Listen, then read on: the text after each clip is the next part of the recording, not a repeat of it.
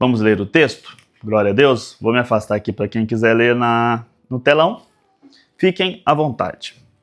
Ao anjo da igreja em Laodiceia escreva: essas coisas diz o Amém, a testemunha fiel e verdadeira, o princípio da criação de Deus. Conheço as obras que você realiza, que você não é nem frio nem quente. Quem dera você fosse frio ou quente. Assim, porque é morno, e não é nem quente nem frio, estou a ponto de vomitá-lo da minha boca. Você diz: sou rico, estou bem de vida e não preciso de nada. Mas você não sabe que é infeliz, sim, miserável, pobre, cego e nu. Aconselho que você compre de mim ouro refinado pelo fogo, para que você seja de fato rico. Compre vestes brancas para se vestir, a fim de que a vergonha de sua nudez não fique evidente, e colírio para ungir os olhos, a fim de que você possa ver. Eu repreendo e disciplino aqueles que amo. Portanto, seja zeloso e arrependa-se.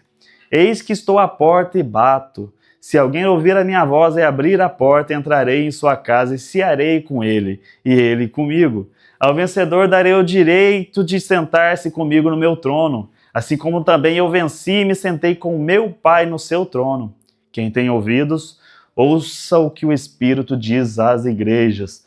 Glória a Deus.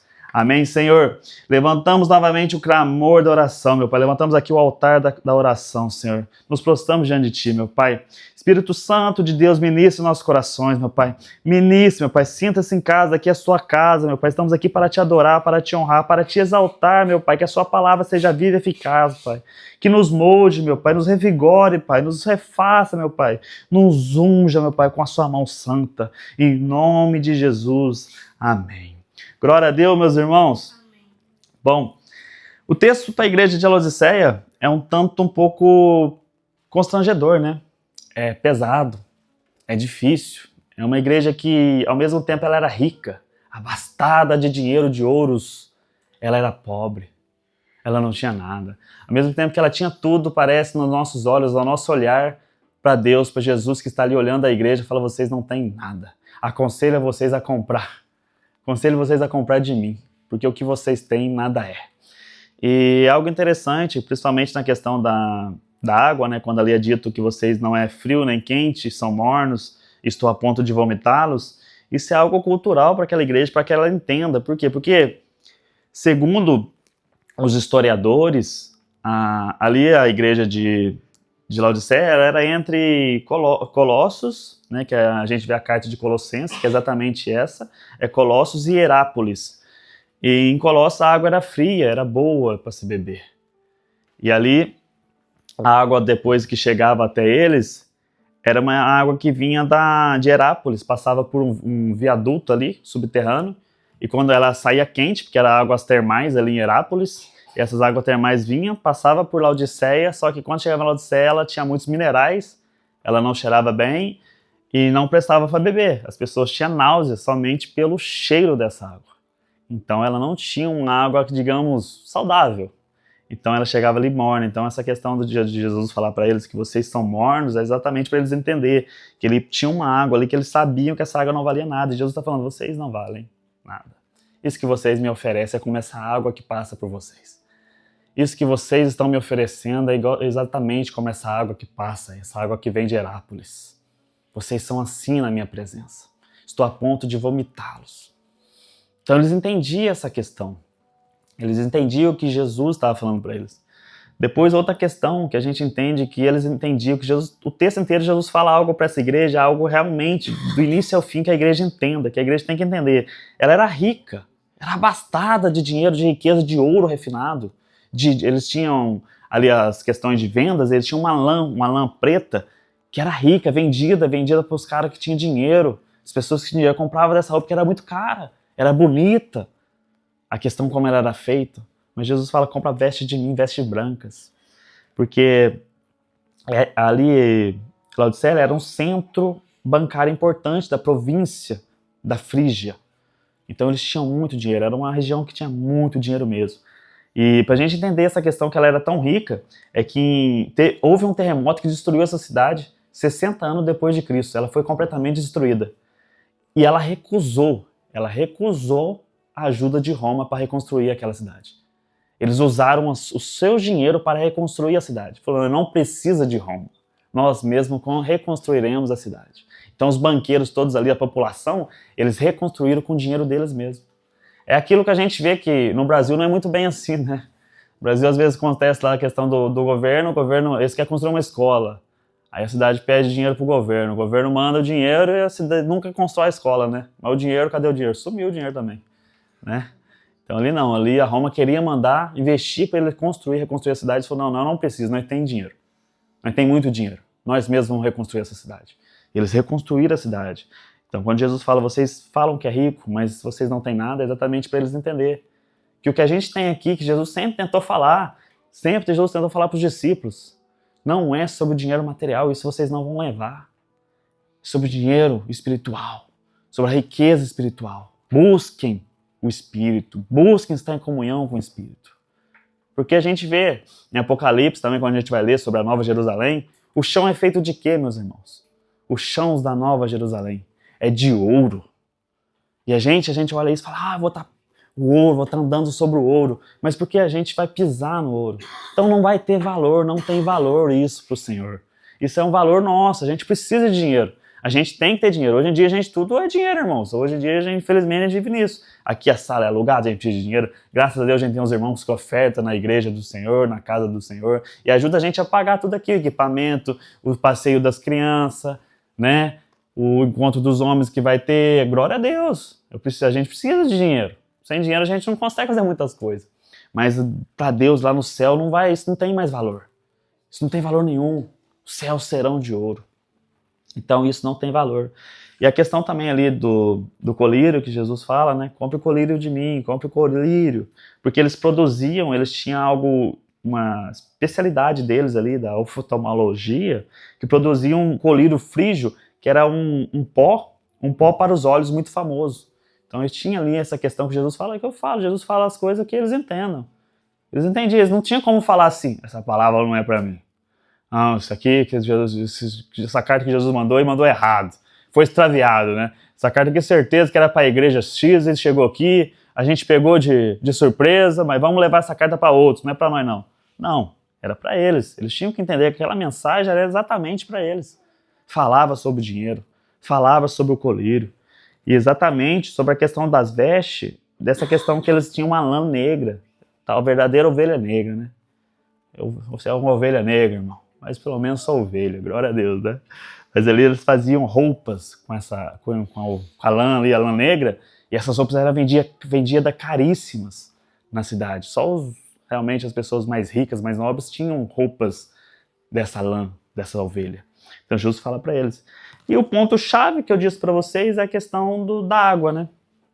Que, como eu disse, ali, eles não eram como Colossos, que tinha água boa, para você beber. A água que passava ali por viaduto era uma água que vinha de Herápolis e a água cheirava mal. Ela não era boa para o consumo, né? Infelizmente. Essa é a verdade. E o interessante sobre essa questão de Colossos, que a gente vê que quando Paulo escreve para os colossenses, Paulo cita a igreja de Laodiceia. A igreja existia no tempo onde Paulo estava. Paulo já tinha passado por ele, ela já existia. Lá em Colossenses, capítulo 2, versículo 1, Paulo escreve e diz assim: quero que vocês saibam quão grande é a luta que venho mantendo por vocês, pelo que estão em Laodiceia e por todos que ainda não me conhecem pessoalmente. Então Paulo passou por ali, talvez no momento onde ele teve os 2 anos ali em Éfeso, né, na região de Éfeso, e essas igrejas ali de Éfeso deve ter surgido vários líderes, Paulo deve ter formado os líderes e foi cada um abrindo essas igrejas, que abriu, a gente vai ver aqui, né, depois Colossenses 4, do 15 e 16, dizem: saúdem os irmãos que estão em Laodiceia, bem como Ninfa, e a igreja que se reúne na casa dela. Então essa irmã Ninfa era a que tinha aberto as igrejas, para ali sair uma célula, para ali estar a igreja reunida. Porque no 16 diz: e depois que esta carta tiver sido lida entre vocês, façam com que também seja lida nas igrejas dos laodicenses e leiam igualmente o que foi enviada de Laodiceia. Então a gente vê que essa irmã, ela abriu suas casas ali, abriu a casa para que a igreja de Laodiceia ali se reunisse, estava reunidos ali. Então Paulo já deixa claro isso para nós. Mas infelizmente agora a gente vê uma carta através de Jesus, através do seu servo João. que está numa prisão na ilha de Patmos. Ele tem a visão dos céus abertos. Ele vê a glória do Senhor. Ele vê o Senhor em sua glória. E o ancião lhe diz para ele: escreva, o anjo diz, escreva essas coisas. Envie às igrejas, às 7 igrejas da Ásia Menor. E essa carta, irmãos, para a gente entrar na leitura, na exposição do texto, no que o texto nos diz, o que o texto vai dizer aos nossos corações, que a gente entenda que essa não é uma carta à igreja de Laodiceia. Essa é uma carta para nós. É para os nossos dias, é para os dias de hoje. É para nós, irmãos. Deus hoje vai falar conosco, em nossos corações. Amém? Glória a Deus. Apocalipse 3, versículo 14. Ao anjo da igreja em Laodiceia, escreva: essas coisas diz o Amém, a testemunha fiel e verdadeira, o princípio da criação de Deus. Aqui a gente vê algo detalhado na glória. Jesus é o princípio da criação. Jesus estava no início da criação. Ele é o Amém, irmãos. Ele é o Amém. Ele é tudo para nossos dias. Ele é nosso Salvador, nosso Senhor. Ele é a pessoa que vê realmente, ele enxerga, ele está olhando para nós. Tudo aquilo que a gente passa em nossas vidas, tudo aquilo que a gente está passando, aqueles momentos de aflições, de ansiedade, de angústia, ele está vendo. Ele está com nós, irmãos. Ele vê tudo. Nada passa despercebido dele. A gente tem que depositar a nossa fé nos pés dele. A gente tem que depositar a nossa vida a ele. A gente tem que ler, reler os versículos onde ele diz: eu sou o caminho, a verdade e a vida. Eu sou o caminho, a verdade e a vida. Eu sou o princípio e o fim. É ele. Eu sou o alfa e o ômega. Eu estou aqui desde o início. Eu estou esperando por vocês.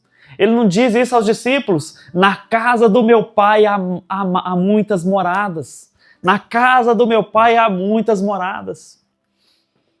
Isso não é uma promessa em vão, irmãos. Isso não é uma palavra em vão. Isso não é uma profecia em vão.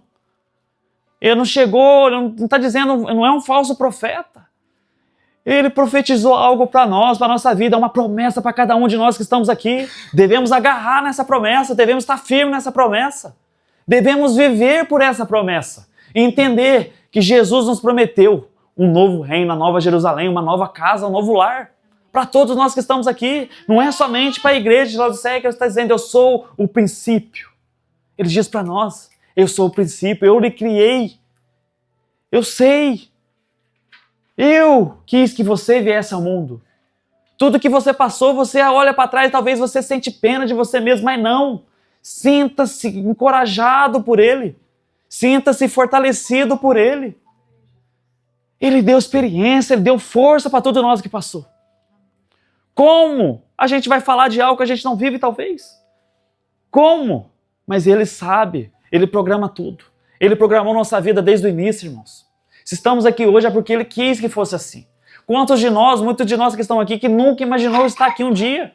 Nunca pensou que estaria na Suíça? Quanto mais numa igreja na Suíça, irmãos. Mas ele já sabia. Ele já sabia. E aqui estamos aqui hoje para honrar o nome dele. É para ele, irmãos. É por ele. É para ele, irmãos. E algo extraordinário que a gente tem que refletir é que no exterior nosso, a gente pode passar uma realidade.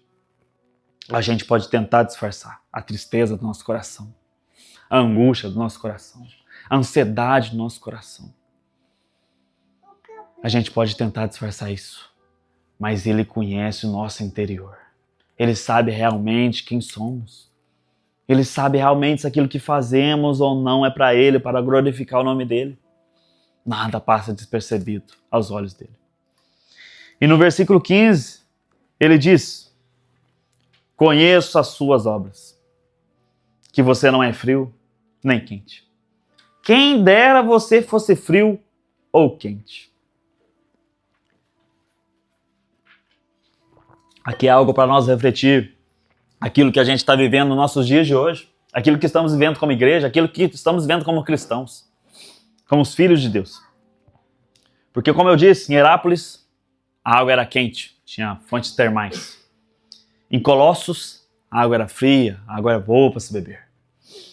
Mas em Laodiceia, a água era morna, causava náusea, era inútil.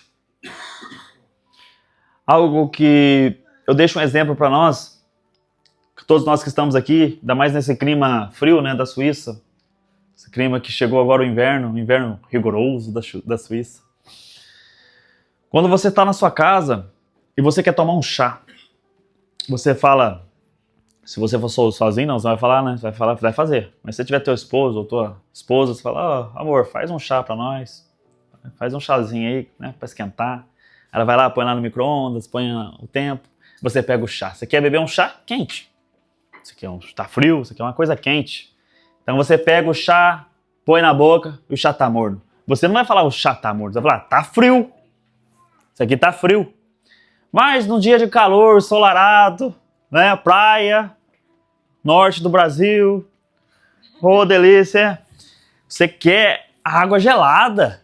Você quer beber uma água de coco geladinha, uma água gostosa, uma temperatura agradável. Aí você fala o quê? Pega aí uma água pra nós, dá uma água pra mim, esse calor, né? Dá uma aguinha aí pra refrescar. Você pega a água, põe na boca, a água tá morna. Você não vai falar a água tá morna. Vai falar, tá quente isso aqui, ué. É exatamente isso. Jesus olhou, estava olhando para essa igreja ali, presente, na sua presença, olhando para eles.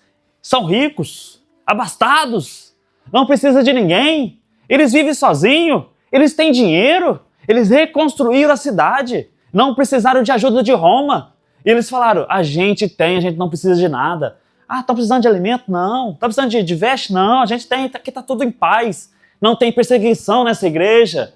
Está todo mundo ali louvando, talvez achando que está louvando a Deus, mas louvando aos homens. Está tendo culto, mas o culto não chega até os céus, não chega ao ouvido, porque talvez Jesus nem é citado nessa igreja. Talvez os cultos deles eram só uns cultos, você pode, você consegue, não é isso que hoje a gente vê? Você é o queridinho de Deus, você consegue, você não precisa de Deus, você é um Deus. Não é isso que a gente escuta hoje, a gente vê alguns falando, algumas pessoas dizendo, você. Os louvores, infelizmente, os louvores atuais, antropocêntricos, fala do homem. Você é o querido de Deus. Deus ama você. Deus te ama. Não existe mais o nós. Tiraram o nós. Estão tirando o nós. Nós somos filhos de Deus. Nós, através de Jesus, através de Deus, conseguimos. Nós, mas tiraram. Hoje é só o eu. E essa igreja talvez está vivendo exatamente isso. Só que Jesus, ao olhar para ela, diz, vocês são mornos. Não servem. Vocês não me adoram. Talvez me adoram só com lábios, mas o seu coração está longe de mim. Vocês estão longe. Jesus diz para eles, quem dera você fosse frio ou quente. Olha que incrível. Porque quando a gente fala sobre cristão, a gente fala sobre fervorosidade, sobre chamas, o fogo do Espírito. Mas aqui a gente vê que Jesus fala para eles, quem dera você fosse frio. Quem dera você fosse frio. Mas sendo mornos, não me serve. Essa adoração não é para mim. Isso é só para vocês. Vocês vivem para vocês. Vocês não vivem em comunidade. Vocês não têm comunidade com Cristo. E Jesus fala isso porque conhece as obras. Porque Jesus inicia o texto dizendo, eu conheço as suas obras. Depois no 16, Jesus diz, continuando, assim, porque você é morno e não é quente nem frio, estou a ponto de vomitá-lo da minha boca. Isso é palavra forte, irmãos. Eu estava relendo esse texto essa semana, antes de trazer essa mensagem para a igreja, e eu vejo que muitas pessoas usam esse versículo para falar com outras pessoas. Ah, você não é frio nem quente, o Senhor vai vomitar se você é frio. O Senhor, você é morno, não pode ser morno, está entre o muro. O muro ali, quem estiver no muro vai para o inferno, Deus vai vomitá-lo no inferno. As pessoas usam isso. Mas Jesus vem aqui com algo extraordinário para eles. Traz uma verdade para que eles entendam. E além de uma verdade, ainda fala, há tempo. Quem lê essa mensagem, para quem vai ser essa mensagem, vai receber essa mensagem, vai ouvir e se arrepender, há tempo. É isso que a gente tem que entender para os nossos dias, irmãos. Há tempo. Deus ainda está dando tempo para nós. Deus está dando tempo que a gente vá até Ele, que a gente chegue até Ele. Que a gente esteja com Ele. Porque aquela água que passava por aquela cidade, ela causava isso, causava náusea nas pessoas. E Jesus está falando que as pessoas dali, as pessoas que estão na igreja, as pessoas causam isso a Ele. Porque Jesus diz, estou a ponto de vomitá-los da minha boca. Jesus está dizendo, eu estou com náusea de vocês. Vocês me causam náusea. Isso que vocês dedicam a mim, isso que vocês falam que dedicam a mim, esse culto que vocês prestam a mim, me está causando náuseas. Por isso que a gente tem que vigiar, irmãos. Por isso que a gente tem que estar sempre vigiando. Para que essa vanglória, esse orgulho que o mundo diz, que o mundo traz, não entre nos nossos corações. Que a gente entenda sempre que é para Ele, que é por Ele. É sempre para Ele. Nada vai ser para nós, nada é por nós. Nós não somos ninguém, irmãos, mas nós somos filhos dele. Somos filhos de Deus. O Espírito Santo habita em mim, habita em vocês, habita em todos nós que estão aqui. Buscam com verdade, se quebrantam diante de Deus. Entregue os vossos corações a Deus. Vivam para Deus. Que essa mensagem não vai chegar aos seus ouvidos. Trazer essa mensagem aqui hoje, como eu disse, não foi fácil.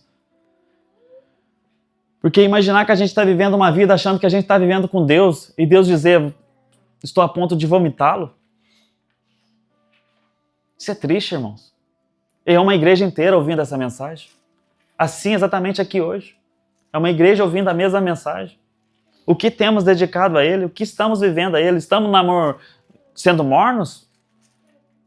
Ou a gente é quente, ou a gente é frio. Ou a gente está em cima do muro. Reflitamos, irmãos, o que temos entregado ao Senhor. O que estamos dedicando ao Senhor. O tempo é valioso, mas o tempo que dedicamos ao Senhor é mais valioso ainda. O tempo que passamos com Ele é um tempo extraordinário, irmãos. Às vezes a gente está na leitura das Escrituras e parece que o tempo para. Sabe?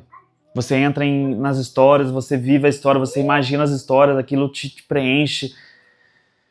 E sabe, às vezes me causa... Esses dias eu estava com a minha esposa, essa semana, e eu falando para ela sobre a morte, sabe? Conversando sobre a morte, sobre morrer, sobre talvez ser martirizado. Talvez a gente não vai pegar isso. A gente não vive num país que tem as perseguições igual está tendo ali na Nigéria, que a gente clamo para a igreja orar, esteja orando pelos irmãos que estão sendo perseguidos, por mais que a gente não esteja, mas temos em oração para os que estão sendo perseguidos, para que Deus fortaleça eles, para que eles não venham negar o nome de Deus.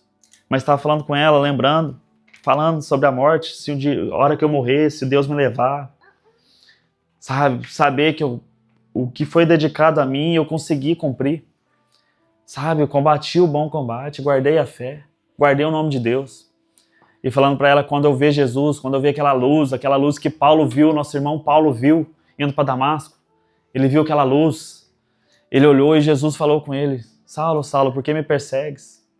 Sabe, eu abri assim o olho, talvez no mundo espiritual, com Deus ali, na glória, com Jesus, e ver aquela luz, ver que é Jesus. Eu entrei em choros, eu falando com ela sobre morte, chorando, mas chorando de alegria. Porque é isso que buscamos, irmãos, é isso que queremos. Queremos ver Jesus. Se a gente vem aqui não querendo ver Jesus, o que estamos querendo? O que estamos buscando? Se não ver a Ele, se não estar com Ele, se não morar com Ele. Sabe? Imagine Ele dizendo para vocês aquela palavra que está dita ali em Apocalipse. Quando Ele vier, Ele te vê e fala, venham, benditos do meu Pai. Que bom que você está aqui. Já pensou? É isso que temos que imaginar. E isso me causou choro. Mas choro de alegria, irmãos. Mas aqui não. Aqui Jesus entra num contexto diferente para essa igreja. Aqui traz uma mensagem que talvez muitos que estavam ali estavam achando que estavam adorando a Deus, vivendo para Deus, né? Igual a gente está vendo umas igrejas hoje em dia, fumaça, luzes, né? Louvores ao homem. Você pode, você consegue, você é o querido de Deus. Mas Jesus vem. Porque você é morno e não quente nem frio, estou a ponto de vomitá-lo da minha boca. Para a pessoa que imagina que está vivendo com Deus, para ele, e recebe uma mensagem dessa, ele tem duas saídas. Ou se arrepende, ou continua vivendo a mesma coisa. Ou ele é quebrantado pela palavra de Deus, a palavra de Jesus, ou ele vai continuar na mesma. Porque no versículo 17 ele diz, pois você diz, aqui Jesus não está dizendo, eu estou dizendo. Jesus está dizendo, você diz isso, você fala isso, é você que confessa isso. É você que professa isso através das suas palavras. Estou rico e abastado, e não preciso de nada.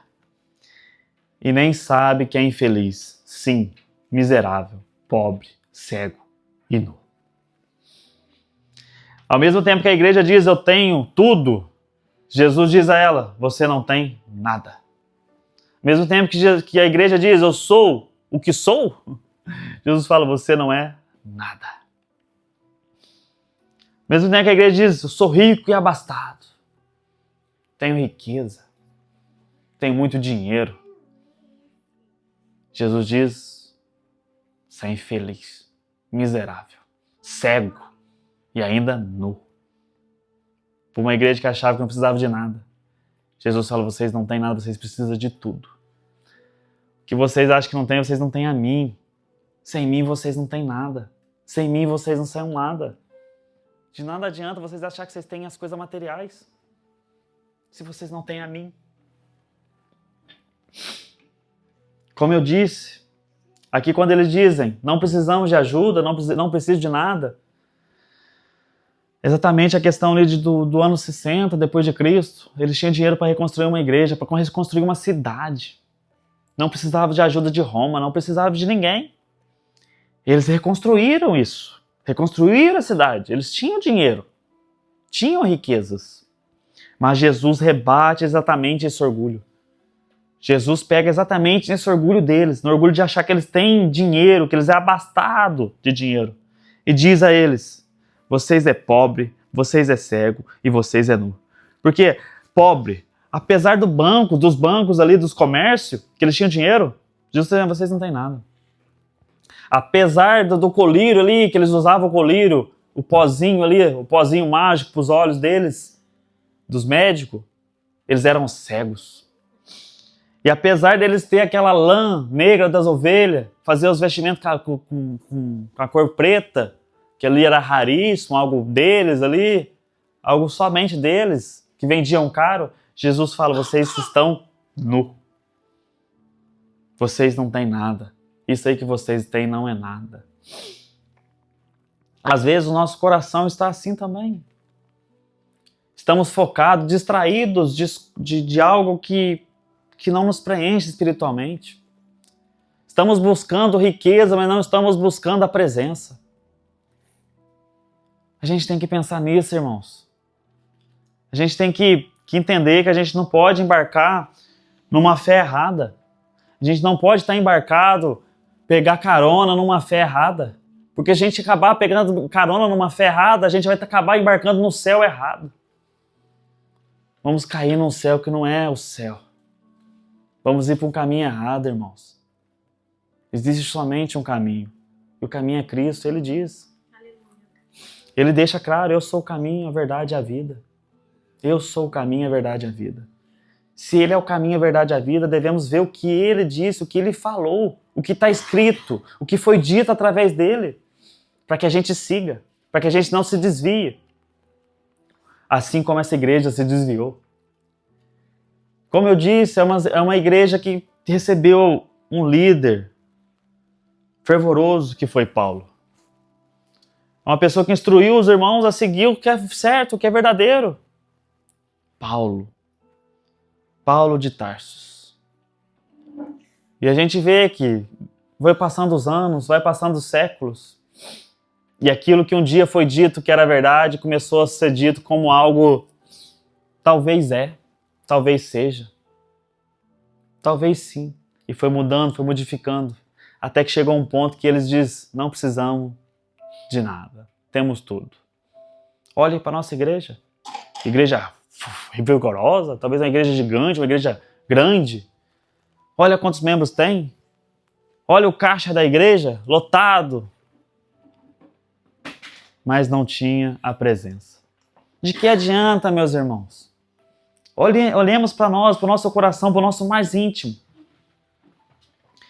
Paremos para pensar se a gente tem a presença do Espírito Santo sobre nós, sobre nossa vida. Esse é o mais importante, é ter Ele conosco. Saber que estamos caminhando para Ele, para o encontro dEle. Que Ele está vindo, se a gente estiver aqui, se Ele vier, Ele vai nos buscar. Que a gente está esperando por isso, a gente clama por isso. Que a gente quer viver isso, irmãos. Mas no versículo 18, Ele vem com as boas novas para essa igreja. E as boas novas Ele começa como aconselho. Aconselhando. Aqui Ele não força, porque Jesus não força ninguém, irmãos.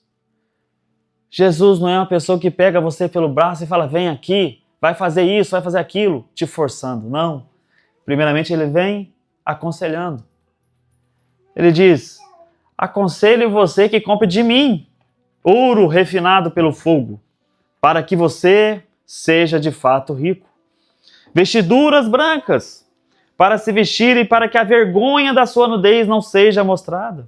E colírio, para ungir os olhos, a fim que você veja.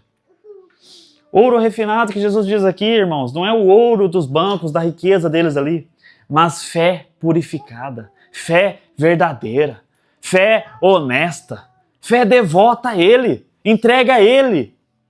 Essa é a fé, esse é o ouro que Jesus diz para nós. É a fé refinada, purificada, irmãos. As vestiduras brancas que Jesus fala, exatamente contrastando aquele tipo de vestidura que eles tinham, da lã negra ali. Pronto, isso aí não é. Tem que vestir vestiduras brancas, purificadas. Sejam puros, irmãos, sejam puros. E por último, ele diz o colírio, para ungir os olhos. Colírio espiritual, irmãos. Não um medicamento famoso que ali eles conheciam, mas iluminação divina, discernimento do Espírito, sabedoria do Espírito Santo na nossa vida. É você olhar com o olhar de Jesus e saber, você perceber, ter o discernimento se é certo ou errado, se você vê, é pureza que Jesus está dizendo a eles. O que Jesus oferece a eles, o que Jesus diz a eles para comprar, é pureza, é algo puro. É algo dele, é algo nobre de Jesus. Jesus aconselha eles. Busquem isso. Deixe de buscar essas riquezas. Deixe de se apoiar nessas riquezas. Isso não vai levar vocês a lugar algum, a não ser um. Mas não vai levar aos céus. Mas eu aconselho vocês a comprarem fé purificada. Vestiduras purificadas. E colírios purificados. Para que vocês vejam, para que vocês se vistam. É sobre Ele, irmãos. Busquemos através dele, através do seu nome. Através do seu santo nome, irmãos. E no versículo 19 ele continua. Ele diz, eu repreendo e disciplino aqueles que amo. Olha que bênção, irmãos. Jesus está dizendo, eu ainda amo vocês. Se eu estou falando isso que eu disse até agora é porque eu amo vocês. Eu quero o bem de vocês. Mas isso aí que vocês estão entregando para mim, isso aí que vocês estão vivendo, eu não sou de acordo. Isso não provém de mim. Isso provém de homens, provém da carne e não do Espírito. Mas eu estou repreendendo vocês, porque eu amo. Ele diz, portanto, seja zeloso e arrependa-se. Esse é o primeiro ponto, irmãos. Jesus diz para eles, vocês acham que vocês têm muito, que vocês não precisam de nada, mas vocês precisam de tudo, vocês precisam de mim. Mas antes vocês precisam o quê? Se arrepender. Vocês precisam ver realmente, sentir realmente que isso aí que vocês estão fazendo não é certo, é errado. Não é culto a mim, é culto a vocês, é culto aos homens. O que vocês estão entregando não é para mim, é para vocês mesmos. Isso que vocês dizem, que entrega para mim, pelo meu nome, a igreja de Jesus, mas eu não vejo isso. Com meus olhos eu estou vendo que essa igreja não pertence a mim. É uma igreja que representa eu em Laodiceia.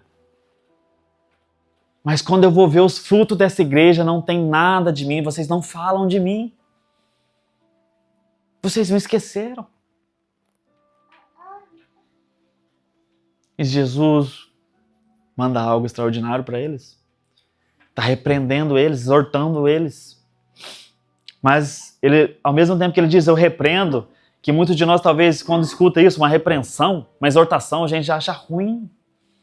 A gente não quer ouvir, porque eu sei que às vezes é dolorido. Não é legal. Mas ele vem em consequência desse eu repreendo, ele diz, e disciplino aqueles que amam. Jesus ama a igreja, irmãos. A igreja pertence a ele. Ele é o cabeça da igreja. Ele cuida, ele zela pela igreja. Ele diz como os passos a seguir. O que devemos seguir é Jesus que ministra em nossos corações. É Jesus que tem que ministrar em nosso coração e na nossa vida. Não é nós. Se nós for pegar o caminho, se nós for pegar a rédea, vai dar errado. Se nós forçar, vai dar errado. Mas se for Jesus colocando em nosso coração, assim como o irmão Ricardo trouxe aqui para nós, que Jesus colocou no coração dele, vá. A gente não sabe para onde vai, mas a gente tem uma palavra do vá. A gente sabe que vai dar certo, porque Jesus disse, vá. É ele que pertence à verdade. Se ele trouxe a verdade em nossos corações, dizendo, vá, meu filho, vá, vá, de que medo teremos? Nenhum. Assim como ele diz a Abraão, sai de sua parentela. Vá para um caminho que eu lhe mostrarei. Abraão não sabia para onde que ele estava indo. Quando a gente vê a mensagem, quando Jesus fala com ele, quando Deus está falando com ele, a gente não sabe o que Abraão saiu sem saber. Mas ele tinha uma promessa. E a promessa era, eu lhe mostrarei. Eu falarei com você novamente. Portanto, vá. Ele não sabia que tinha que ir para o sul, para o norte, para o oeste, sudeste. Simplesmente ele sabia que tinha que sair, irmãos. E é isso que a gente tem que entender. Jesus nos diz, nos prometeu a nova Jerusalém. O reino dos céus. O reino celestial. O reino de Deus. Essa é a nossa promessa, irmãos. Então a gente deve seguir. Mas tem um caminho a seguir. O quê? Se santifiquem. Vivem em santidade. Sejam santos assim como eu fui. Se santifiquem. Se santifiquem. Sigam os mandamentos. Sigam os meus conselhos. Faça o que eu fiz, é o que Jesus nos diz. Paulo, olha aqui. Paulo é uma pessoa que eu leio assim, quando eu leio essa passagem, eu falo, rapaz, corajoso esse cara. Porque ele bate no peito e fala, sejam meus imitadores, assim como eu sou de Cristo. Olha que responsabilidade. Olha que responsabilidade. Bater no peito e falar, sejam meus imitadores, assim como eu sou de Cristo. Olha que peso que tem essa palavra. Olha que peso que tem esse versículo. Porque a gente fala, eu sempre falo para vocês, não imitem a mim. Não olhem para mim, olhem para Jesus. Olhem para Jesus, sigam o exemplo de Jesus. Sejam como Jesus. Ele é o exemplo perfeito. Mas Paulo, quando vai aconselhar a igreja, ele fala, sejam meus imitadores, assim como eu sou de Cristo. Responsabilidade, irmãos. É uma pessoa que vivia realmente o que dizia. É uma pessoa que se entregou. É uma pessoa que realmente teve o amor por Jesus. Que viveu realmente aquilo que Jesus tinha entregue a ele, que o Espírito Santo tinha entregue a ele. A verdade. Não teve medo. Não teve medo de nada. Temos que entender isso, irmãos. E viver exatamente essa verdade na nossa vida. E aquilo que Deus, Jesus, ministra em nossos corações, que nos exorta, a palavra dele que nos exorta, que a gente entenda, é porque ele nos ama. É porque ele nos ama. É porque ele cuida ainda de nós. Ele quer o nosso bem. Às vezes a gente quer ir contra a verdade de Deus, mas quando a Bíblia está aberta e a palavra de Deus está dizendo, não há como escapar. Se a Bíblia diz que é errado, irmãos, aceitemos, nos arrependemos e voltemos nosso coração a Ele. Porque Ele quer o nosso bem, irmãos. Ele nos exorta, mas exorta com amor. Jesus nos exorta, mas exorta com amor. E Ele espera de nós somente uma coisa: que entendemos a palavra, entendemos o que foi dito e arrependemos. E arrependemos. E deixemos de confiar em nós, em nossas intuições, e passemos a confiar 100% nele e deixar Ele nos guiar. Deixar Ele guiar nossas vidas. Entregar realmente a nossa vida para Ele. Porque a gente tem que acreditar em Jesus, irmãos. Confiar nele, que Ele é a vida. Jesus é a vida, é a nossa vida. A gente tem que refletir Jesus em nós, irmãos. Viver para Ele. No versículo 20, ele deixa algo que aqui eu pus no estudo, porque esse foi o versículo que mais me impactou. Que ele diz: eis que estou à porta e bato. Se alguém ouvir a minha voz e abrir a porta, entrarei na sua casa e cearei com ele, e ele comigo. Irmãos, para a gente depois para eu entrar de novo novamente aqui, vou trazer algo incrível, assim, algo... Preste atenção. Jesus, quando iniciou seu ministério, na sua primeira ministração em uma sinagoga, em Nazaré, ele foi expulso. Em Lucas, capítulo 4, do versículo 16 ao 30, é onde vocês vão ver essa passagem. Não vou estar lendo, porque ela é muito grande, mas ali é onde ele foi expulso, é onde expulsaram ele. É onde ele iniciou o seu ministério, onde ele iniciou a proclamar, a pregar a palavra. Ali em Lucas 4, a gente tem um versículo que ele diz que se cumpre, Isaías 61 se cumpre nele. Que ele diz para eles ali num contexto, que ele está dizendo para o pessoal ali da sinagoga, ele fala que Isaías 61, o que o profeta Isaías, está escrito no profeta Isaías ali, o que o profeta Isaías escreveu, se cumpre em Jesus. Ele é a promessa, Ele é o Messias. Ele é o Filho de Deus. Ele é o enviado. E o povo expulsou ele, queria matar ele. E outro assunto interessante. Quando ele estava ali sendo julgado, ele terminou seu ministério fora da sinagoga, sendo julgado. Isso a gente vê também no contexto de João 19, onde ele está ali com os sacerdotes, os fariseus, os escribas, Pôncio Pilatos. Está sendo julgado. Então, algo para a gente entender sobre essa questão, que ele está na porta e bate, é exatamente esse. Ele veio para os seus, e os seus os recusou. Ele esteve com os seus, e os seus não deram ouvido a eles. E no final ele também está do lado de fora de uma sinagoga. Jesus inicia rejeitado pela religião e termina condenado fora da religião. Ele foi rejeitado. Nós, como os irmãos, como cristãos, nós como igreja de Cristo, a gente tem que entender isso. E a gente tem que saber se a gente está realmente com o coração aberto para Jesus. Porque Jesus deixa algo ali no Sermão do Monte que a gente esquece muitas das vezes. Que quando Jesus fala para ele, vocês quando me deram de comer, de beber, vocês estiveram comigo. E eles falam, mas eu nunca viu você assim, né? Eu nunca esteve com você assim. Mas vocês estiveram comigo porque vocês deram aos meus pequeninos. Aos meus pequeninos. E foi a mim que me deram. É isso que eu falo muitas vezes. Se aqui apareceu uma prostituta, irmãos, qual será a nossa reação? Iremos recebê-la como uma irmã arrependida? Ou iremos julgá-la como os fariseus? Levantar pedras? Como a gente está olhando para os nossos irmãos arrependidos? Será que a gente esqueceu que um dia fomos assim? Será que um dia esquecemos de quem fomos?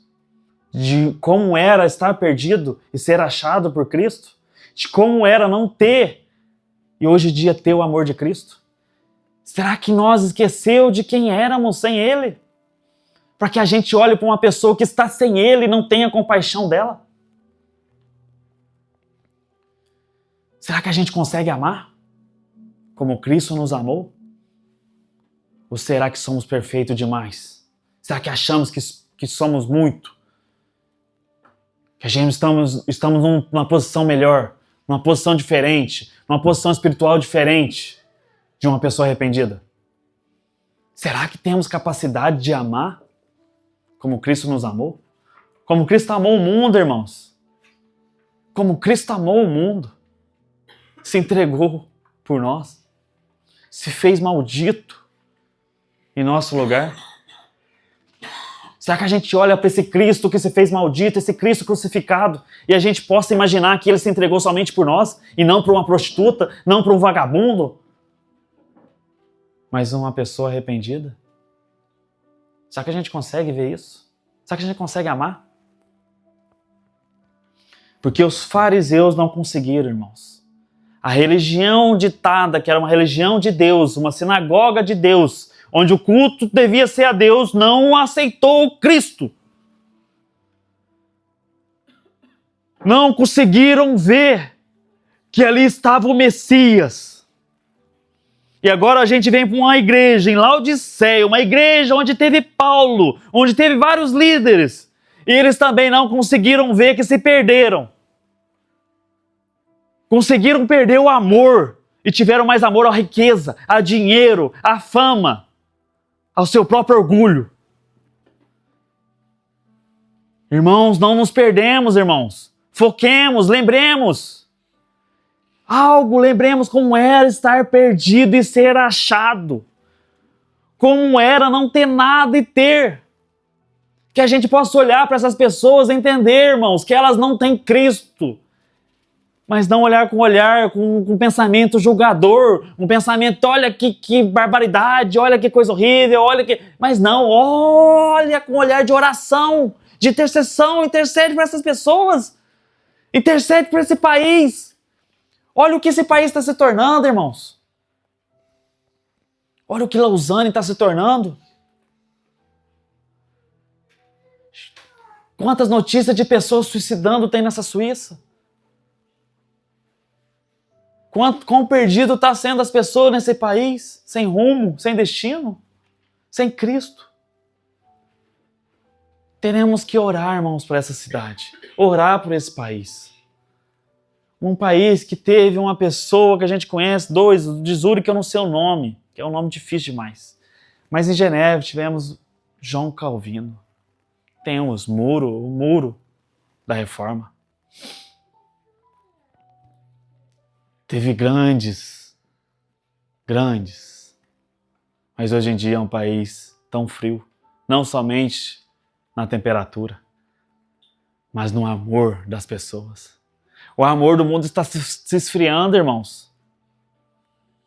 A gente vê se cumprindo o que está escrito nas Escrituras, mas a gente tem que acreditar que tem que reaver um novo avivamento.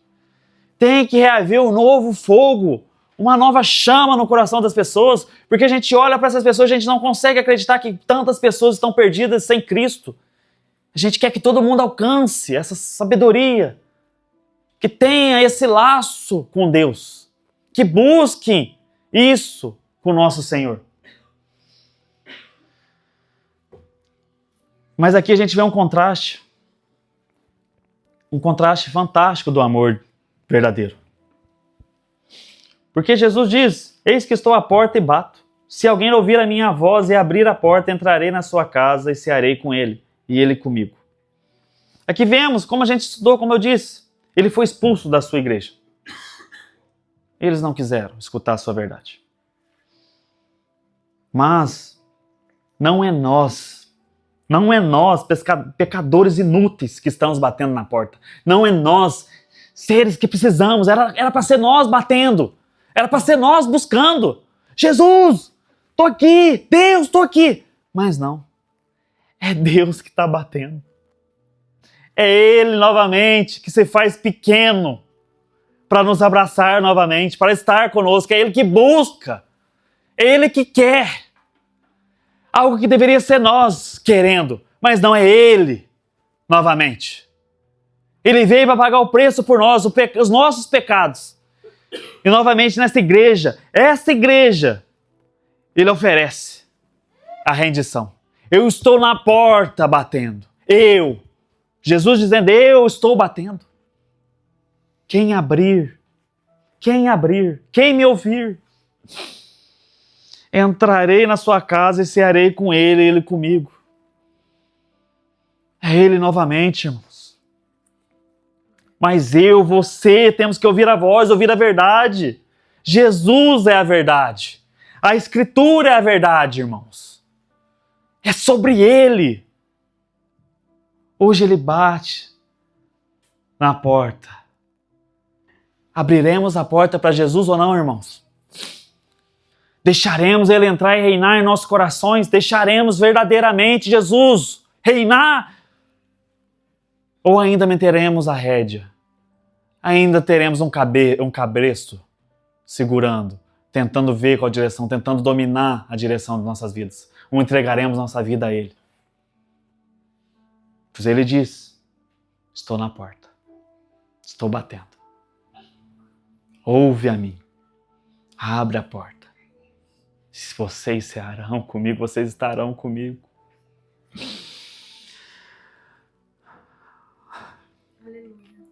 Para finalizar, versículo 21 e 22. Ao vencedor eu lhe darei sentar-se comigo no meu trono, assim como também eu venci e me sentei com meu Pai no seu trono. Quem tem ouvidos, ouça o que o Espírito diz às igrejas. Irmãos, essa aqui é uma promessa que Ele prometeu somente a essa igreja. Somente a essa igreja. Somente a essa igreja, irmão. É uma igreja que a gente lê, e é o que eu disse para vocês, a gente lê, a gente talvez não vê nada de bom. A gente vê tudo de ruim que essa igreja vivia, que essa igreja estava fazendo. Não fazia nada legal aos olhos de Jesus. Mas é uma igreja, a única igreja que recebeu uma promessa tão grandiosa, que ao vencedor,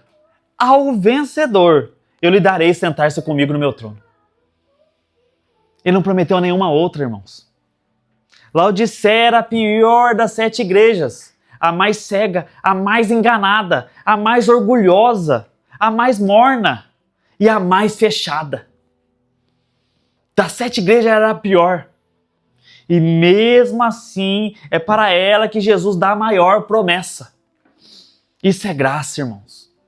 Isso é a graça de Deus. Isso é realmente a graça de Jesus em nossas vidas, irmãos. Jesus olha para essa igreja, a gente olhando para essa igreja, a gente fala, meu Deus, como Jesus pode ainda falar com essa igreja? Eu não falaria com nenhum que está lá dentro, eu não falaria com nenhum irmão que está lá dentro, porque eles não vivem o que Deus quer, eles não respeitam, eles não obedecem. Mas Jesus diz para essa igreja, eu estou na porta batendo, e ao vencedor, ao que vencer, você se sentará no meu trono. Irmãos, quem se lembra da história de Zaqueu? Quem se lembra de Zaqueu? Zaqueu abriu a porta da sua casa para Jesus, porque Jesus diz, hoje eu cearei na sua casa. E Jesus entra ali, Jesus diz o que na casa de Zaqueu? Hoje houve salvação nesta casa. Hoje houve salvação nesta casa. É isso que Jesus está dizendo, irmãos. Ele está na porta e batendo, e se a gente abrir a porta, Ele vai entrar e falar, vocês receberam salvação hoje. Vocês deixaram eu entrar na vida de vocês, vocês ouviram a minha voz. Eu estou com vocês. Hoje houve salvação nesta casa. Hoje houve salvação nessa casa, irmãos. Do mesmo modo que Jesus busca, Jesus quer. Ele faz questão, irmãos. Muitos de nós dizemos, quantas pessoas a gente ouve falar isso? Ah, olha o mundo do jeito que está, a baderna que está o mundo, olha isso, destruição daqui, destruição dali. Deus não está nem aí com você não, Deus não está nem aí. Mas porque não lê. Não querem ler, não querem perceber. Porque aqui a gente vê um contraste totalmente diferente. É Jesus olhando para uma igreja que não está vivendo conforme os seus mandamentos. E ele ainda diz, eu vos aconselho a comprar de mim e parar de comprar do mundo. Comprem de mim. Depois diz, sejam zelosos, se arrependam.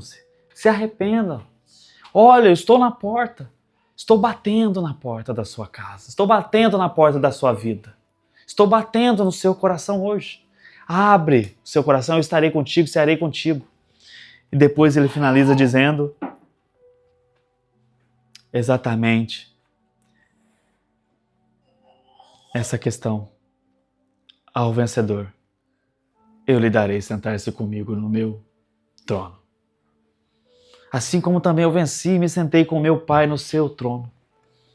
Quem tem ouvidos, ouça o que o Espírito diz às igrejas. Amém, irmãos? Glória a Deus, meus irmãos. Aleluia. Glória a Deus. Passemos o nosso momento da ceia do Senhor. Glória a Deus.